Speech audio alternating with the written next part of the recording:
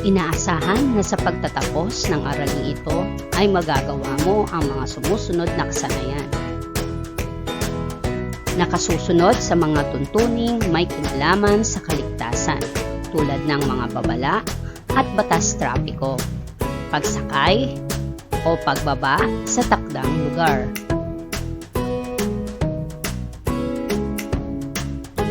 Bago ka magpatuloy sa panonood, siguruhin mong nakahanda ang lahat ng iyong mga kagamitan sa pag-aaral tulad ng iyong module o sagutang papel, kwaderno, at panulat. Ihanda na ang sarili para sa paunang pagsubok. Paunang pagsubok. Ano ang mga dapat mong gawin kapag may ganitong alituntunin, babala, patalastas o panawagan? Isulat ang iyong mga kasagutan sa iyong sagutang papel. Una, tamang tawiran. Ikalawa, mag-ingat sa aso. Ikatlo, bawal pumasok ang walang pahintulot. Ikaapat, mag-ingat, may manhole.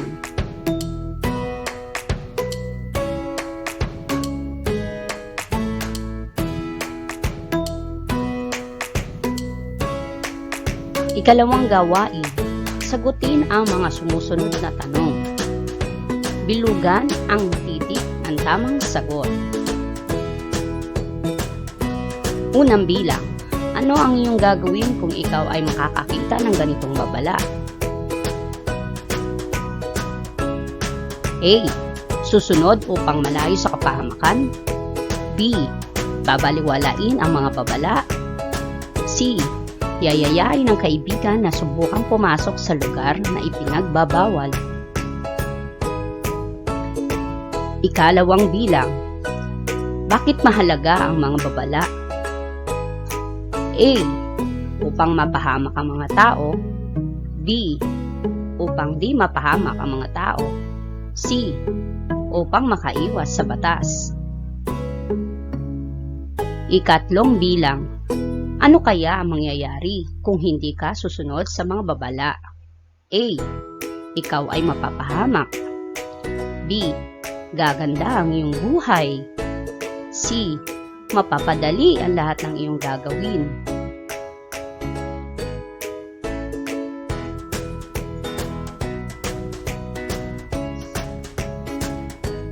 Ikaapat na bilang, ano ang iyong nararamdaman kapag nakakakita ka ng babala sa kalye, sa paaralan at sa pamayanan?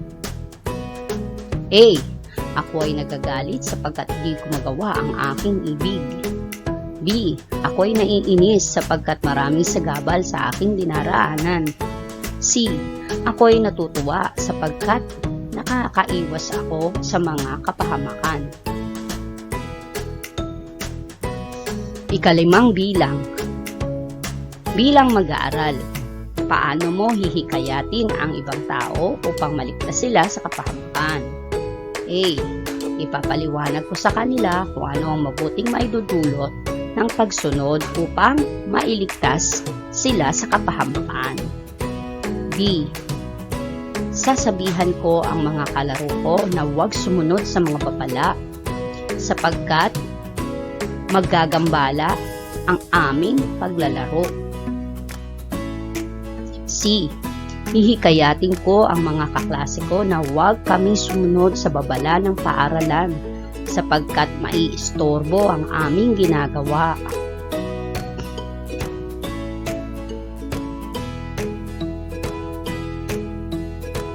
Handa ka na ba? Ating balikan ang nakaraang aralin sa ating Balik Tanaw.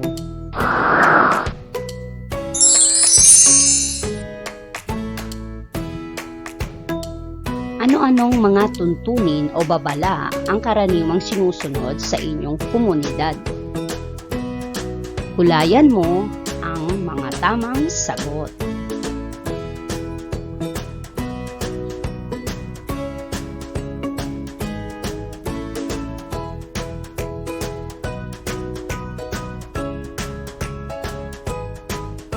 Oras na ng pagwawasto.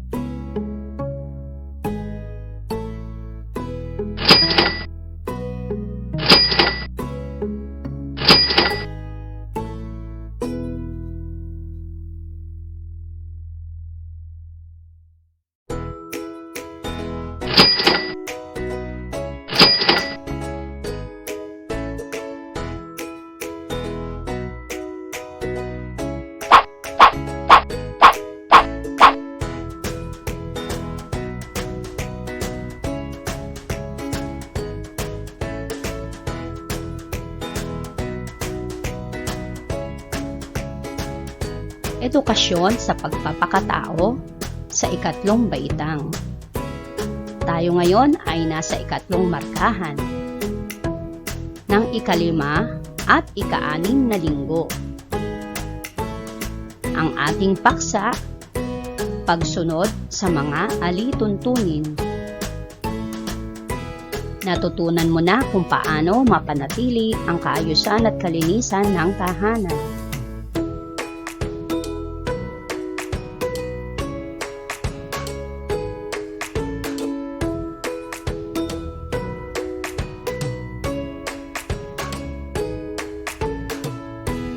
Natutunan mo na rin kung paano mapanatili ang kaayusan at kalinisan ng paaralan.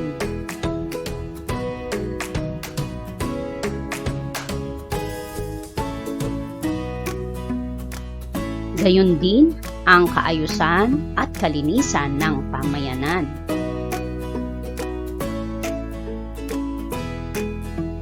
Kaugnay nito ang layuning maging ligtas at maayos ang mga tao sa kapaligiranang kanyang ginagalawan.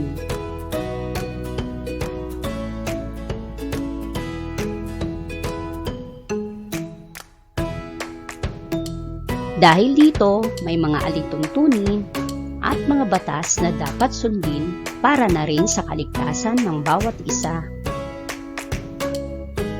Natatandaan mo pa ba ang mga alituntunin ng iyong mag-anak? Natatandaan mo pa ba ang mga alituntunin ng paaralan? Natatandaan mo pa ba ang mga alituntunin ng pamayanan? Ang mga pagtatakda ng mga alituntunin ay isang paraan upang maiwasan ang kapahamakan o disgrasya sa ating buhay. Kaya nating sumunod. Disiplina ang ating kailangan. Ang ahensya ng pamahalaan ay nagtatag ng MMDA na ang ibig sabihin ay Metro Manila Development Authority. Ito ay isang programa ng pamahalaan ng Pilipinas na nangangasiwa sa mga daan at programang panggawaing bayan sa Kalakhang, Maynila. Alamin natin ngayon ang mga kahulugan sa babala o paalala ng Metro Manila Development Authority. Ano ang kahulugan ng babalang ito? Ito ay matinding babala para sa lahat. Sinasabing ito ay napakadelikadong lugar para tawiran ng mga tao.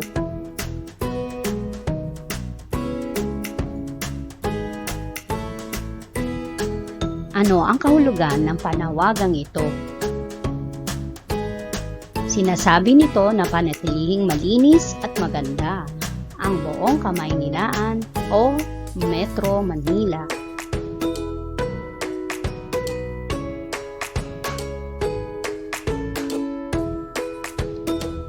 Ano ang kahulugan ng alituntunin na ito?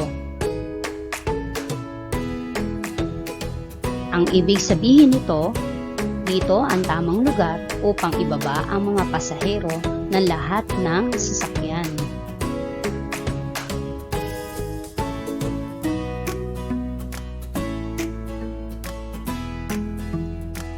Ano ang kahulugan ng alituntunin na ito?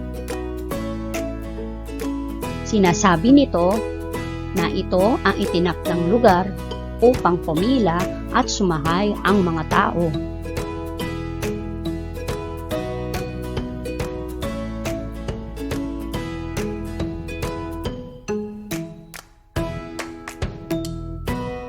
Ano ang kahulugan ng alituntunin na ito? Sinasabing dito lamang sa lugar na ito maaaring magbaba at magsakay ng mga tao.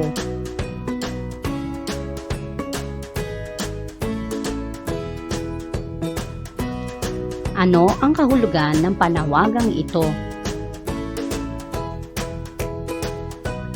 Sinasabi nito na ang lahat ng may-ari ng bahay ay may obligasyon na maglinis at panatiling malinis ang lugar na kanyang sinasakupan.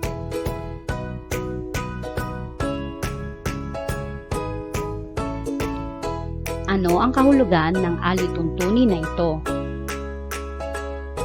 Sinasabi nito na dito ang tamang lugar upang ang mga tao ay tumawid sa kalsada. Tinatawag din itong pedestrian lane.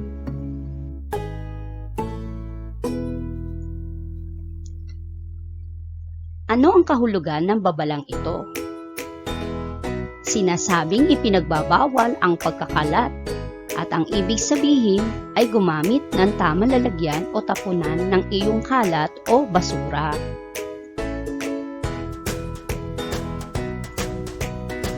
Ano naman ang kahulugan ng babalang ito?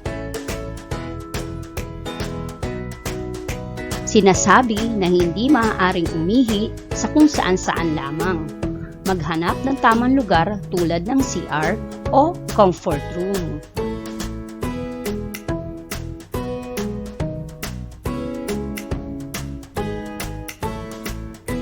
Ano ang kahulugan ng alituntunin na ito? Sinasabi nito na dito ang tamang lugar upang huminto ang mga bus upang magsakay ng mga pasahero. Ano ang kahulugan ng babalang ito? Ang ibig sabihin ay may daang rilis.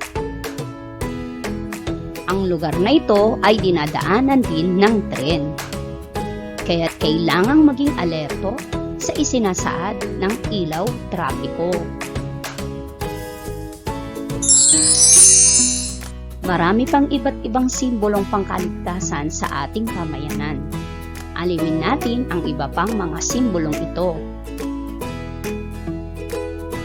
Ito ang iba't ibang simbolo ng tawiran ng tao.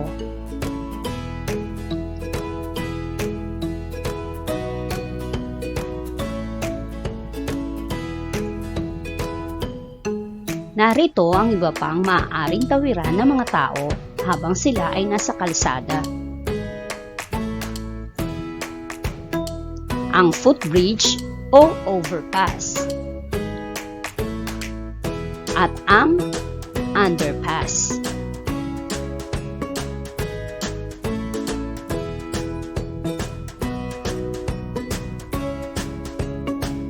Sidewalk o bangketa. Ito ang lugar at wastong lugar na dapat daanan ng tao sa tuwing sila ay naglalakad sa kalsada.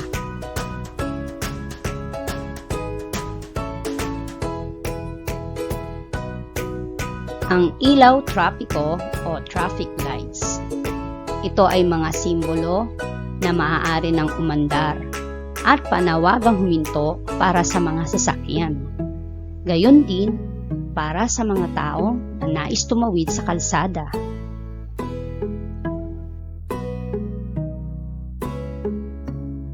Ang danger ay isang babala na hindi dapat ipagwalang bahala sapagkat ito ay maaaring makadulot ng sakuna. Kailangan maging alerto sa daan. May nakasulat man na babala o wala. ugaliin na tumingin sa mga daan na iyong mga nilalakaran.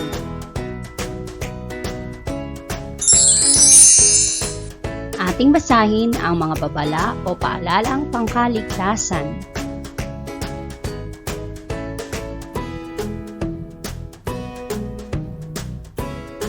Tawiran ng tao, pedestrian lane.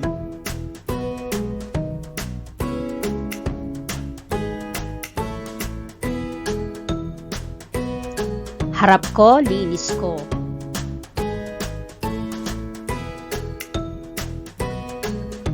Babaan, sakayan. Loading and unloading zone. No parking, bus loading and unloading zone. Tamang sakayan.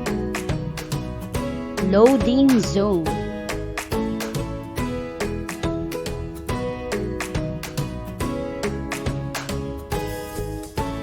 Dito ang babaan. Unloading zone.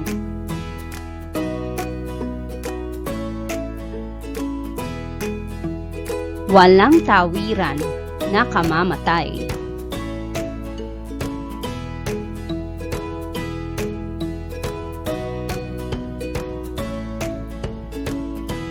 Metro Guapo.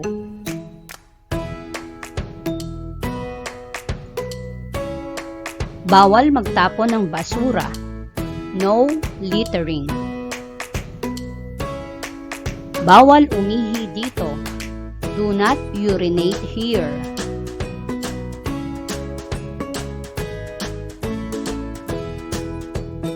Bus stop.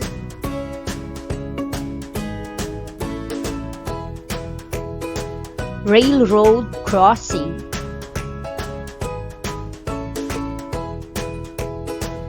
Danger. Open holes.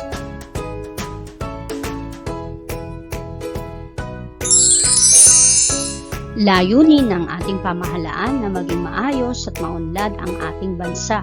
Kung kaya gumawa sila ng tuntunin o alituntunin na dapat sundin.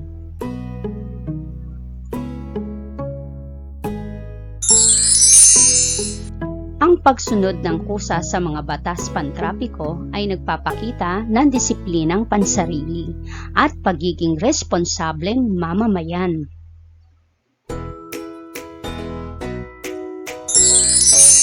Malaki ang maitutulong natin sa pag-unlad ng ating bayan kung susunod tayo sa mga tuntunin.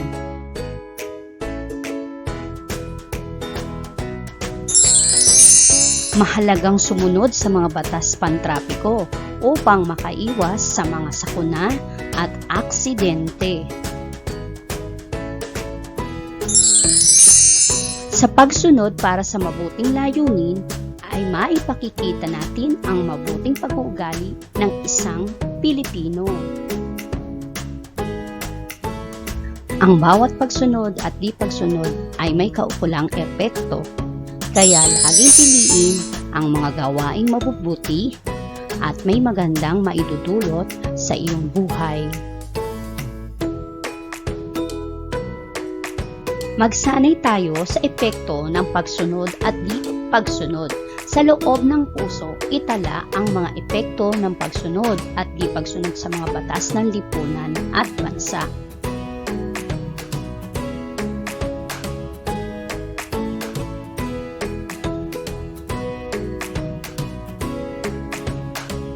Mga epekto ng pagsunod at di pagsunod.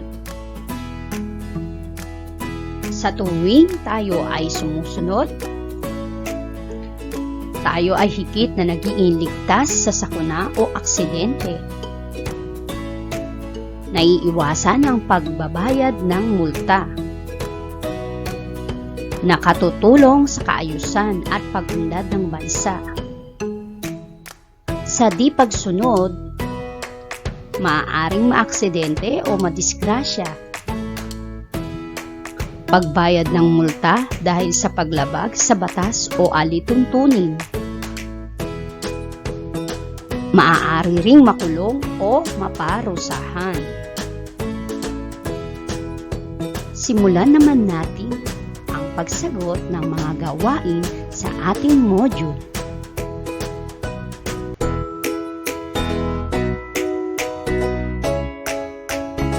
Unang gawain, sagutin mo ang mga sumusunod. Bilugan mo ang titik ng tamang sagot. Timer starts now.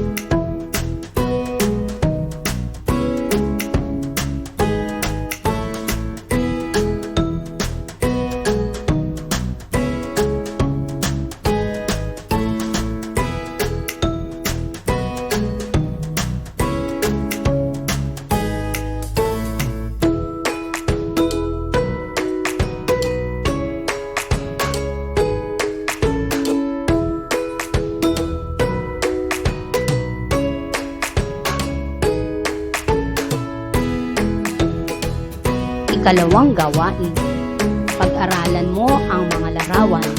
Alin sa mga nakalarawan ang tama at dapat mong tahakin upang ikaw ay maging ligtas. Lagyan mo ng check ang iyong mga sagot.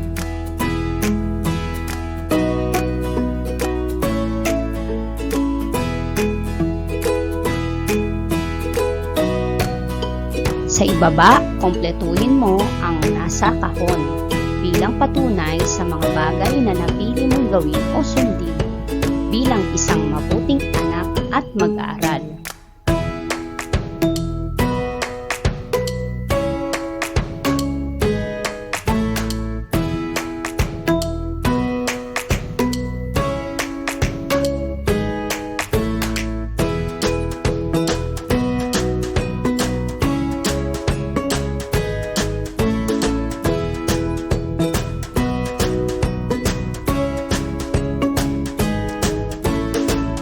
Kung kailangan mo pa ng oras upang matapos ang gawain, maaari mo nang i-pause ang video ito at ipagpatuloy ang iyong ginagawa.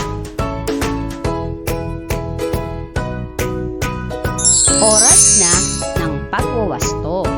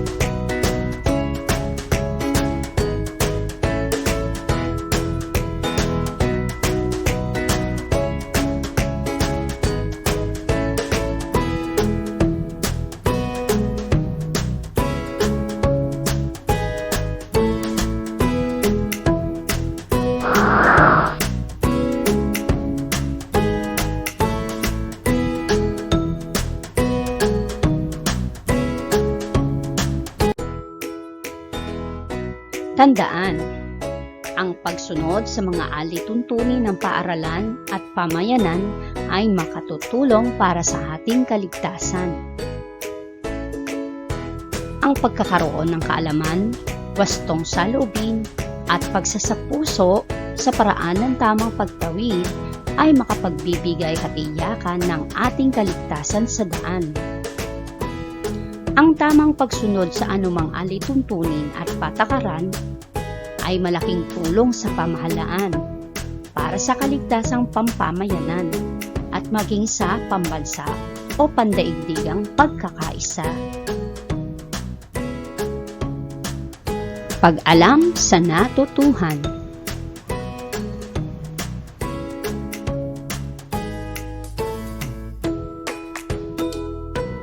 sa mga nangyaring sakuna sa ating komunidad, gaya ng may nasagasaan ng jeep, ay nagkaroon tayo ng pagsusuri sa mga nagawa nating paghahanda. Kung sakaling magkaroon ng bagong batas ang ating bansa, paano ka susunod sa alituntuning ito ng inyong komunidad? Sumulat ka ng isang panuntunan para sa pagsunod sa batas o tuntunin ng komunidad.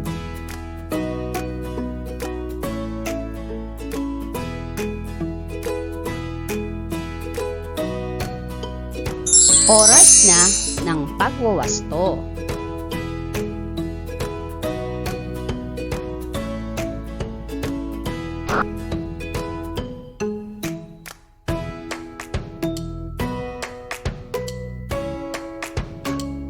Ang pangwakas na pagsusulit.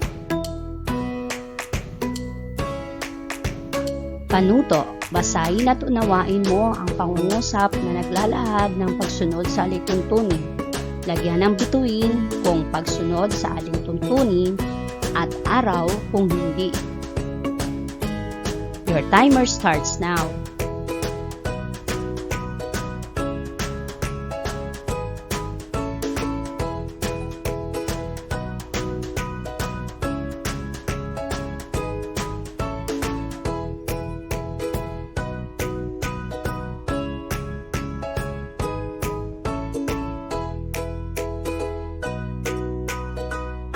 Oras na ng pagwawasto.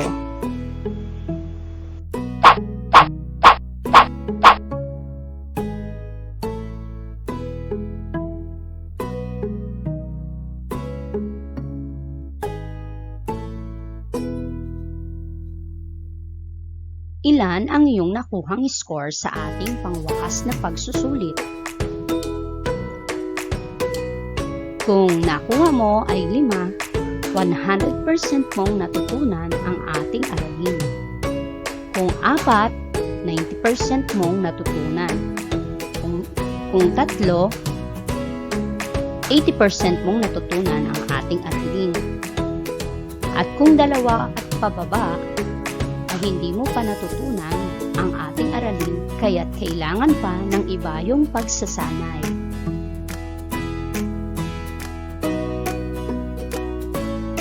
Pagninilay sa pangwakas na pagsusulit. Unang bilang, nakakuha ba ako ng 80% o pataas sa pagtataya? Ikalawa, nangangailangan pa ba ako ng iba pang gawain para maintindihan ko ang leksyon? Ikatlo, naunawaan ko na ba ang aralin? Ikaapat, anong suliranin ang aking naranasan na nasolusyonan sa tulong ng aking guro at magulang?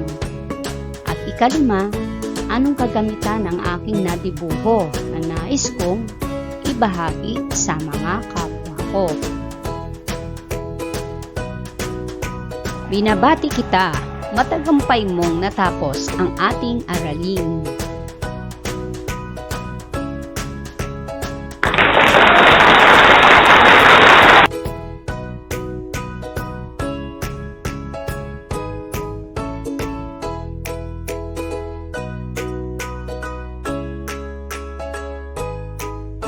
Hanggang dito na lang mga bata. Paalam, hanggang sa muli. Bye!